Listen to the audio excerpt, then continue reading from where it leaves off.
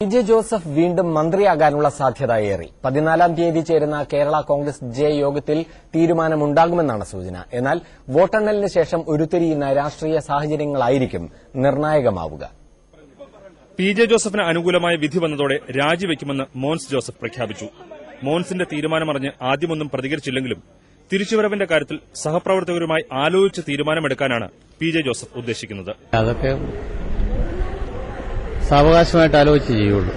രാജിവെക്കുമെന്ന് പ്രഖ്യാപിച്ചതോടെ മോൻസ് ജോസഫ് മന്ത്രി പദവി മനസ്സാ ഉപേക്ഷിച്ചു കഴിഞ്ഞു.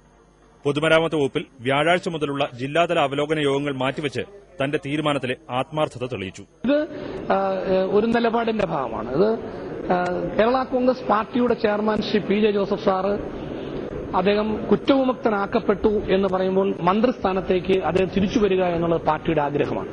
പി.ജെ. ജോസഫ് മന്ത്രിയാകുന്ന കാര്യം പാർട്ടിയിൽ ചർച്ചയ്ക്ക് വന്നാൽ ആരും എതിർക്കാനുണ്ടാകില്ല. സിപിഎമ്മിനും ഇക്കാര്യത്തിൽ തത്വത്തിൽ യോജിപ്പാണുള്ളത്. എന്നാൽ ഇതോടൊപ്പം ജനതാദളിന്റെ കാര്യത്തിലും തീരുമാനം എടുക്കേണ്ടി വരും. ഇത്തരം സങ്കീർണ പ്രശ്നങ്ങളിലേക്ക് കടക്കാൻ കഴിയുന്ന മാനസികമായ അവസ്ഥയും ശാന്തതയും വോട്ടെണ്ണലിന് ശേഷം സിപിഎമ്മിൽ ഉണ്ടാകുമോ എന്നതാണ് പ്രധാനപ്പെട്ട കാര്യം. News desk, Manorama news.